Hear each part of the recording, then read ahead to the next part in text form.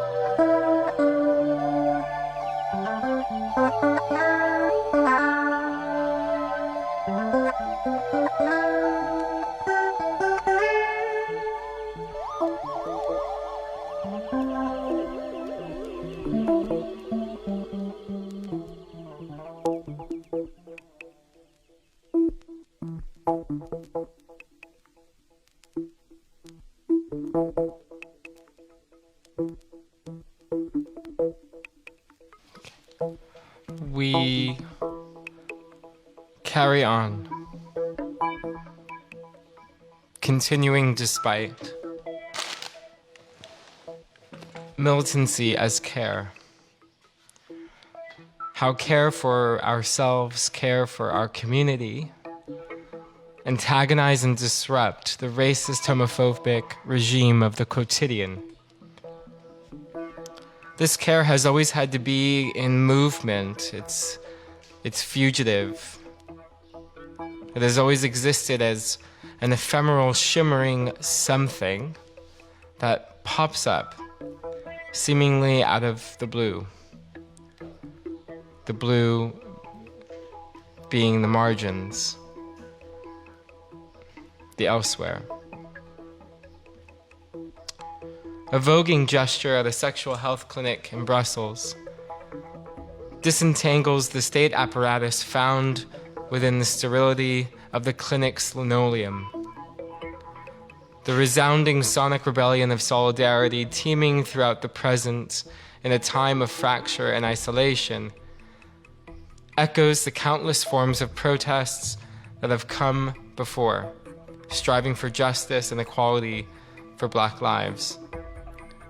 There are methods of solidarity that honor multiplicity and difference, showing how minoritarian cultural practices from the past can build and shape a futurity that is otherwise and elsewhere. We make gestures when we can't find the words. The important characteristic of gestures that Giorgio Agamben points out is that they attest to, quote, something being endured and supported, being relegated to the margins of society and history, while at the same time remaining as the target of exploitation, appropriation, and oppression. We have showed a relentless endurance to the forces of patriarchal, misogynist white supremacy. And we have done this, maybe not to your own knowledge, through pop music, fashion, dance, film, poetry. The imagination cannot be suppressed because there is always the possibility of communicability through a gesture that indexes something beyond that which is. And there is no typeface for these gestures of resilience.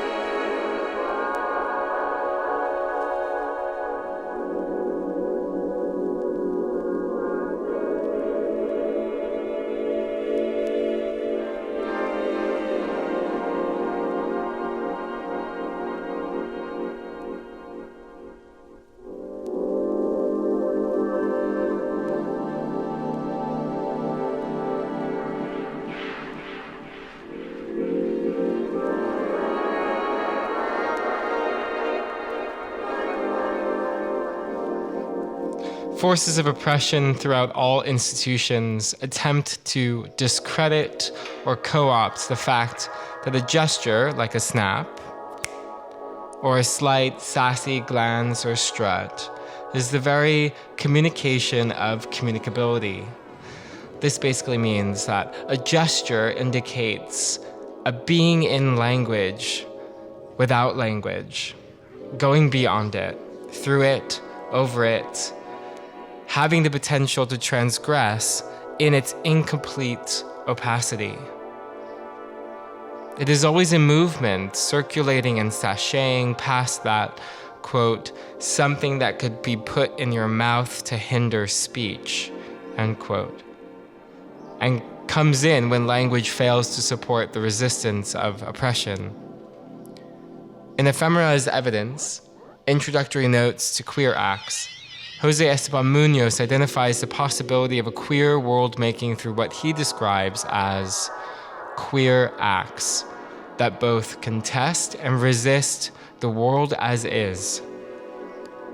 These queer acts, however small or overlooked, whether they be found in writing or the slightest gestures, quote, stand as evidence of queer lives, powers, and possibilities, which are and have been repeatedly erased, left out, and silenced by the structures of power that perpetuate violences in almost all facets of life.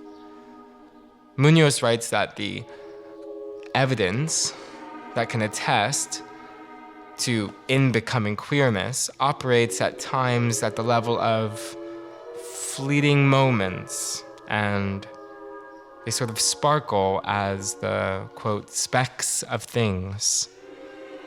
These queer acts shimmer for a moment, and if they resonate, have the potential to index minoritarian modes of communicability.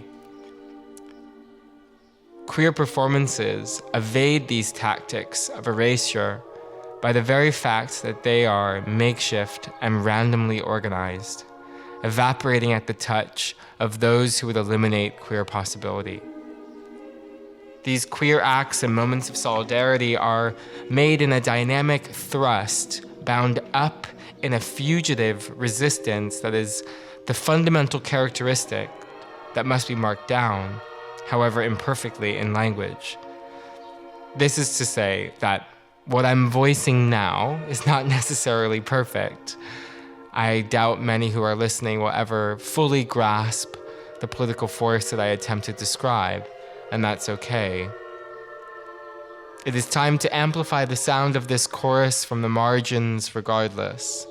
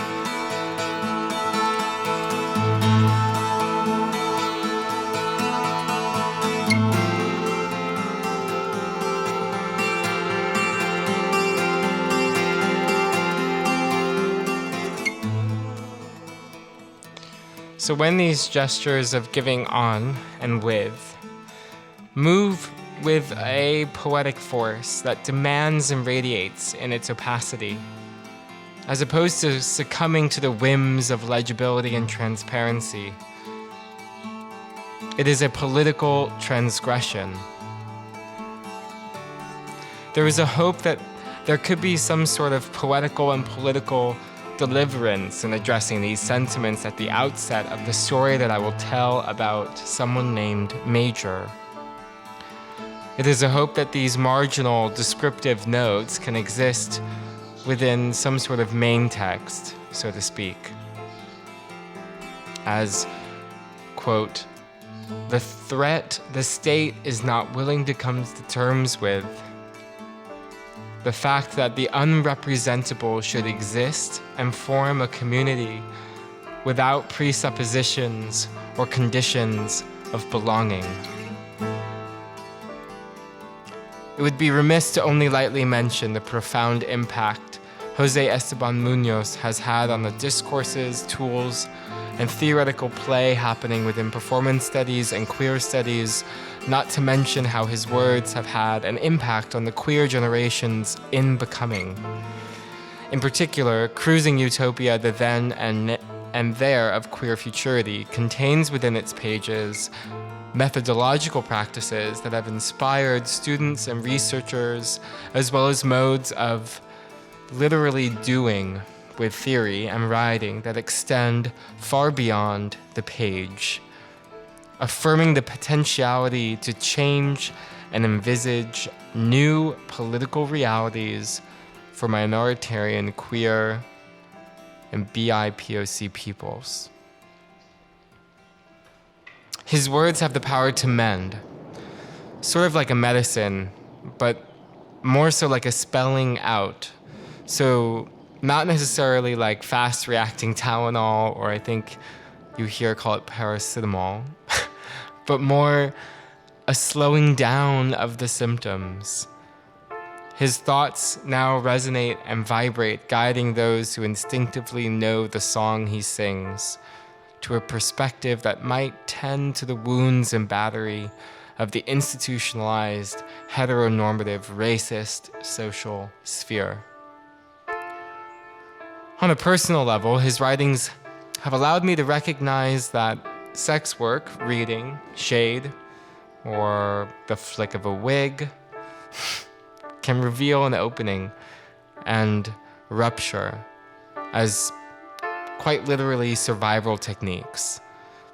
These practices, inherent to the mobile, transnational, queer, and colorful community that I belong to, have the potential to relate to a queer futurity undoing the present as, quote, anticipatory illuminations of a queer world, a sign of an actually existing queer reality, a kernel.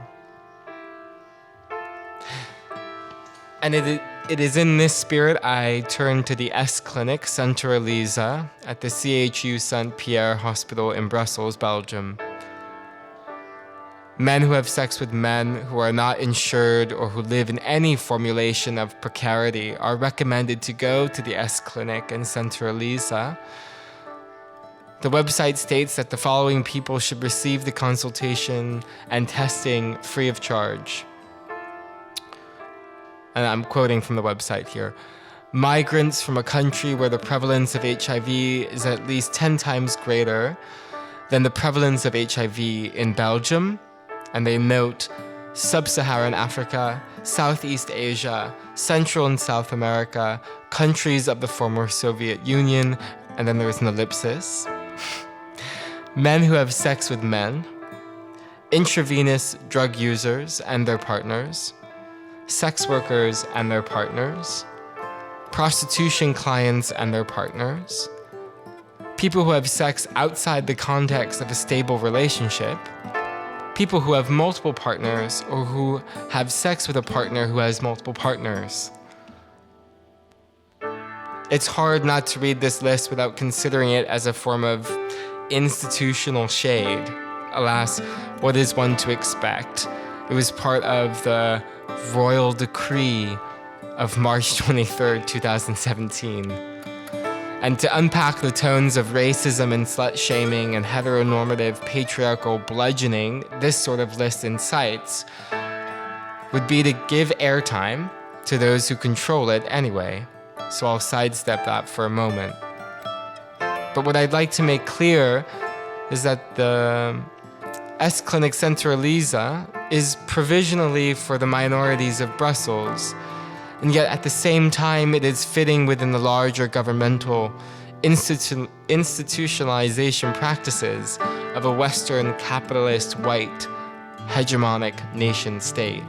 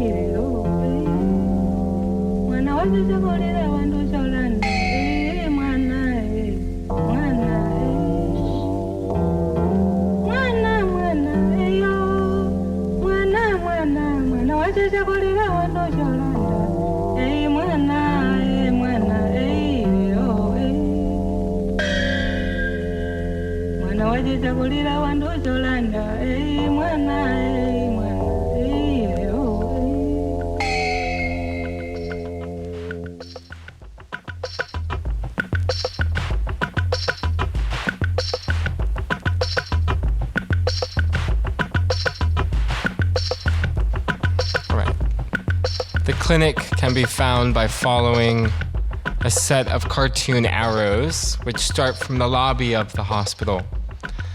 At first, there is one waiting room with a number ticket system. People wait for at least an hour in this first room before A45 or B34 signals that they can pass through another door. Immediately, the body is interpolated as a number. Its movement and access to space is limited, becoming some sort of organizational object, watched and controlled.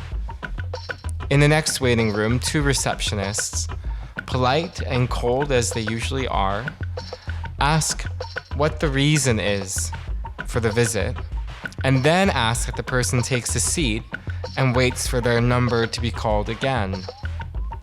People sit silently in the beige and white interior. The atmosphere is thick with that cacophony of different emotions, though it's clear sex is on the mind. Eyes are closed or open, looking downwards. People may know each other, but the weight of the waiting makes any sort of contact nearly impossible beyond sharing a space. Cell service is low. There appears to be an odd system where the numbers may be called twice, with a break in between for more waiting. Sitting there, I've witnessed people skipping gleefully out of the clinic after a clean bill of health. I've also noticed, very specifically, two sex workers who I had recognized from Grindr crying softly with a Spanish translator after receiving some sort of news. They were waiting for their numbers to be called a second time to presumably consult further with the doctor. On the walls, posters for safe sex and PrEP loom over us with some more erotic advertisement techniques, like three buff men with military haircuts touching closely with their bare chests and open mouths behind words encouraging PrEP use. Whereas there are some other more straight-to-the-point advertisements, like, I don't know, an image of another topless man with his face in his hands next to the words, "Ask beforehand." As is to be expected of waiting rooms, old magazines sit unopened between chairs, rough around the edges from countless furtive, busy-minded non-meanderings. Sexually transmitted infection information pamphlets hang close by on a rack, noticeably untouched, yet looking somehow dated. Having checked the box by a number of the different types of people on the royal decree list, though doubtless this list is somewhat redundant, as most people have had partners who have slept with someone before or vice versa, I decided to go and get checked. Passing through the waiting rooms, I noticed a voguer I'd seen out and about at dance parties and queer happenings in the city. For obvious reasons, I will use a pseudonym. Major is relatively new to Brussels, coming from Alexandria, Egypt, studying choreography at a university here. My friend Emmanuel teaches a voguing workshop, and though he may not want to admit it, he could be defined as Major's mother. Major was accompanied by his lover.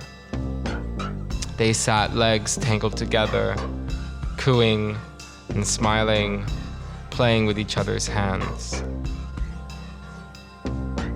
Their intimacy spilled out across the space, subtly nudging the postures of shame that populate such situations.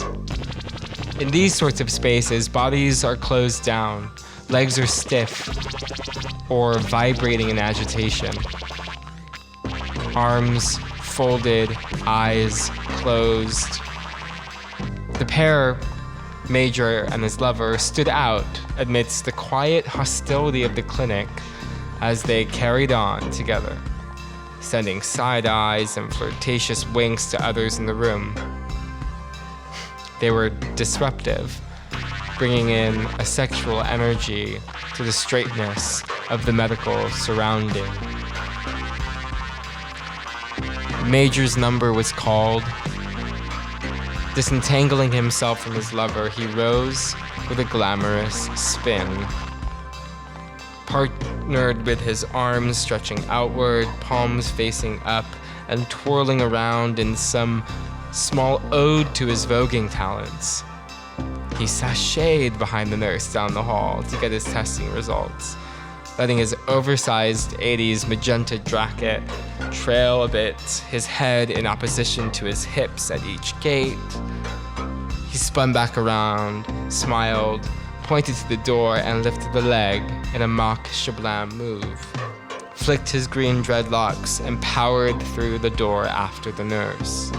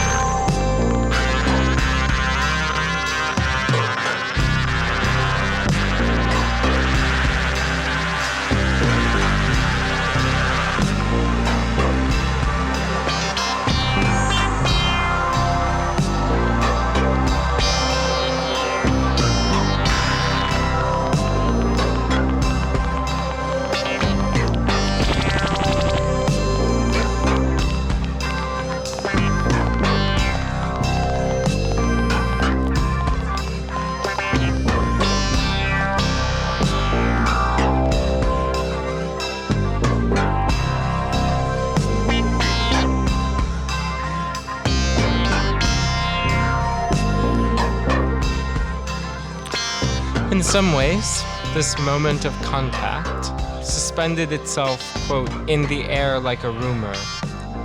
Major's effervescent gestures brought about scenes of the nightclub, those moments where everyone circles around a performer and cheers them on. Within the setting of the clinic, his gestures cut through the institutional and legislative barriers that outlaw contact relations and obscure glimpses of the whole, precisely because the performance of the existence of self communicated a queer sociality that was indeed actually in the present. No longer were there just singular bodies waiting in the waiting room, anxious for numbers to be called, followed by the incessant questions of sexual position, condom used or not for fellatio, the medical terminology, the diagnosis in numbers and symbols. I was no longer just sitting in my isolation, mediated by the oppression of the beige linoleum smiles of the whitewashed, proper nurses and doctors.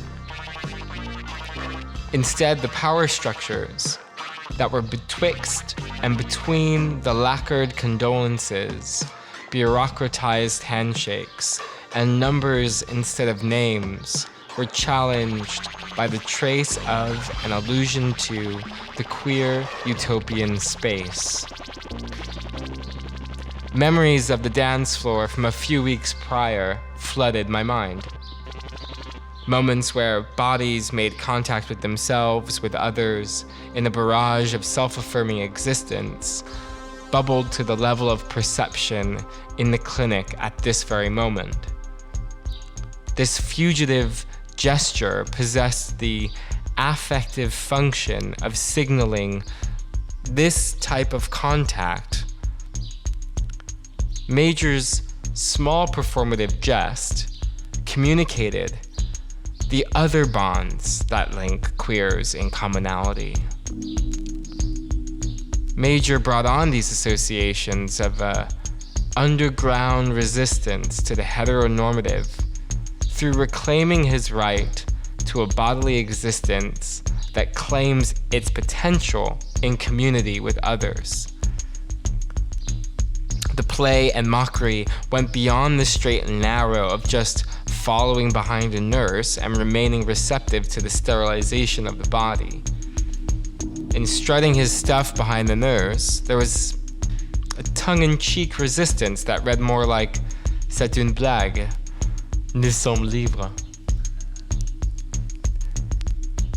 The gestures had the power to reclaim the queer sexual body, its power to touch and be touched.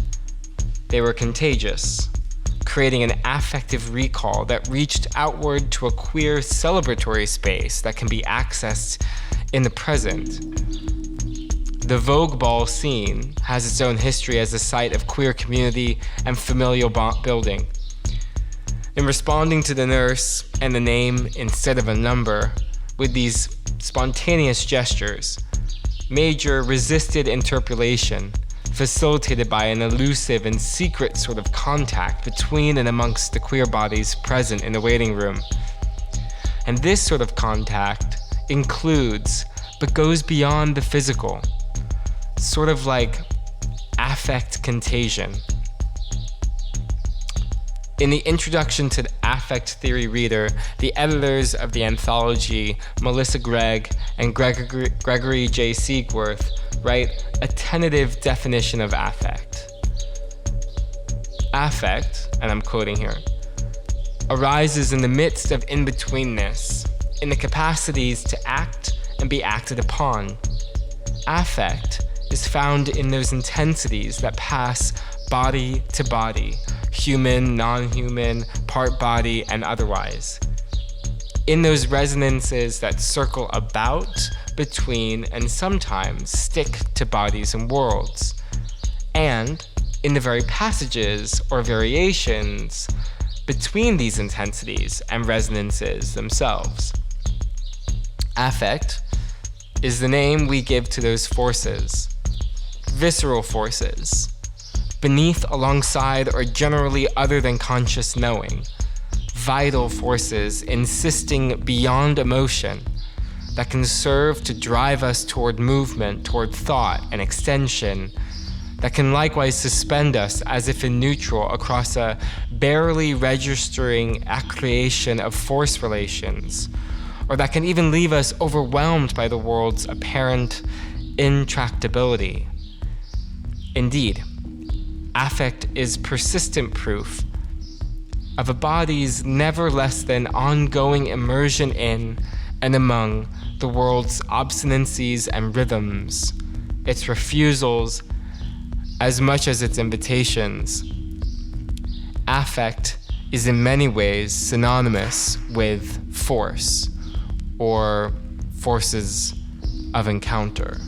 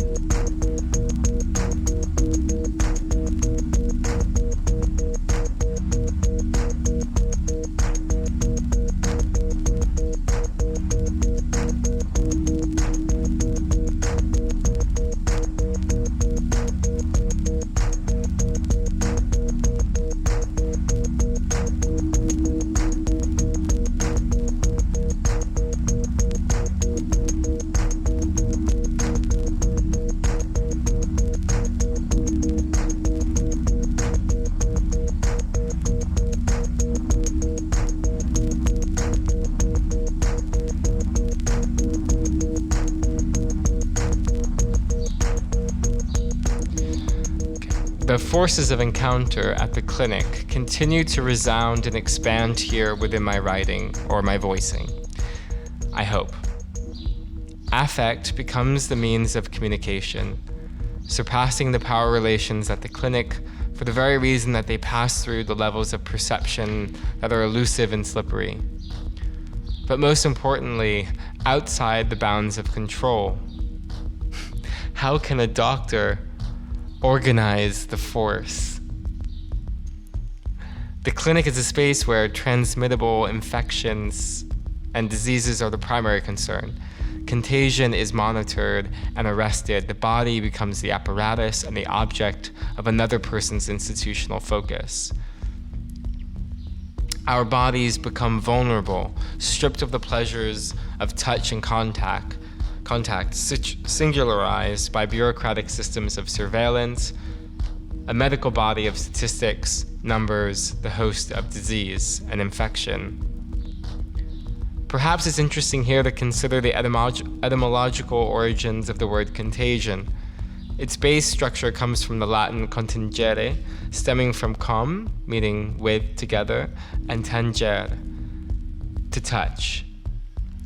The possibility of being with and together operates on another plane in the in-betweenness. The forces press and tickle perception and thought. Their very existence sets up the conditions of possibility for communicability to transpire via a subconscious intermingling in the transient space of affective intensities. The clinic, though providing a service to the people who come to ease the anxieties around sexual contact, arrests it. Memories of queer lovemaking become the rapacious creditors. Loving embraces, passionate blowjobs, a kiss, a slip, a touchy but generous John. In the space of the clinic, these sorts of memories are dissected and analyzed, causing a sort of paralysis vis-a-vis the potentiality of contagion and infection. The body becomes an uncontrollable other, only put to rest by more numbers and medical information. In a room with posters, the clicks of pens, the numbers, etc., touching between queers is the last thing one wants to do because of the very potential for violent contagion, which in turn includes violence to the body at the clinic.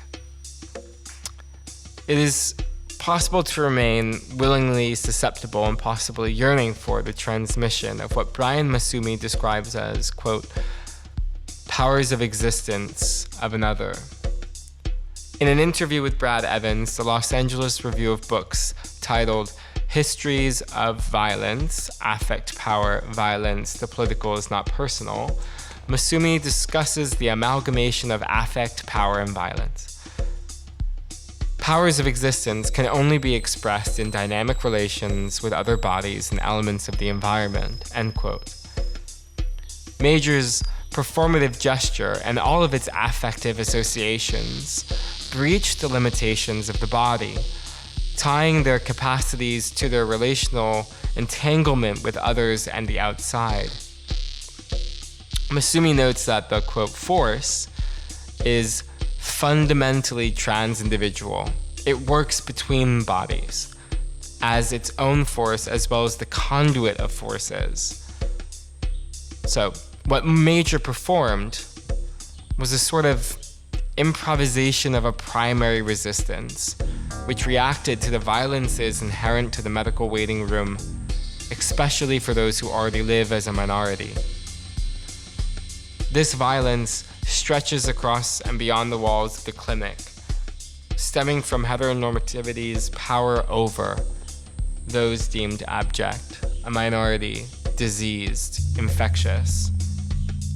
And yet, it is through Masumi's definition and analysis of this power dynamic that we find that this power over is emergent and not foundational. This is to say that the structures of dominance at the clinic are actually really weak, so to speak. The power over is violence that we feel can be contested, despite being in this position of the queer patient. The normative flow of activities such as silent waiting, following behind the nurse politely, these things directly singularize the queer body, stripping it of its capacity to feel and be with another body. But what Masumi describes as the position to take back is precisely this augmented or diminished point of being overpowered by the institutionalization of the flesh. The power over can be undone by a performative gesture, which, quote, attunes to the ingression of violence and can possibly, quote, save us from the paralysis that overarching general concept of structural violence can easily create, end quote. In some ways, Major's carrying on with his lover, his play with the space as if it was a catwalk or a dance floor, changed the conditions of a power relation by, quote, taking back the potential, away from the procedures of violence that suture contact and touch with danger and caution in a medical space. The test results that we receive are the apparatus that carry the potential power to negate queer bodies' claim to autonomy of becoming by wrapping the body in a clinical slime of fictitious shame and guilt.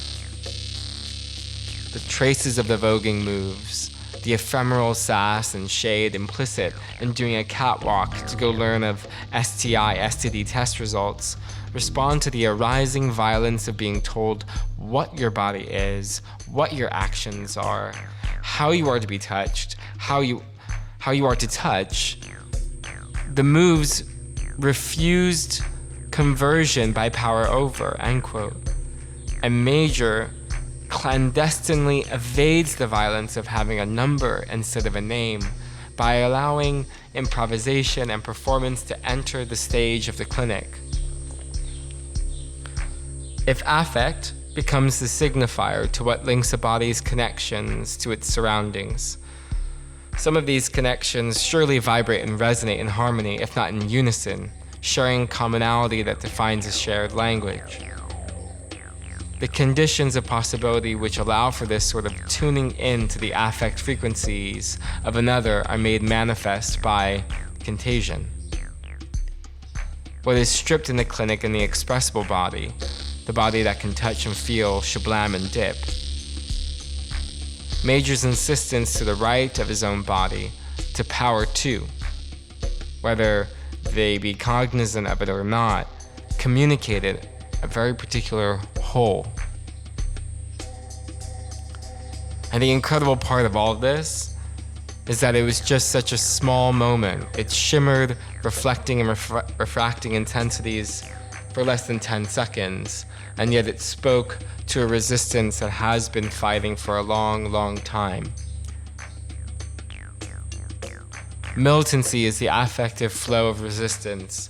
It is that ephemeral substance that makes the need to go elsewhere and beyond necessary and always imperative in the now. Though there are regulations surrounding our space from each other at this time, though contagion is definitely on our minds in regards to COVID-19 and the global pandemic, I would like to incite another type of contagion, one that teems on a different plane than biological viral infections. It is that type of affect contagion that propels movement and existence in spite of.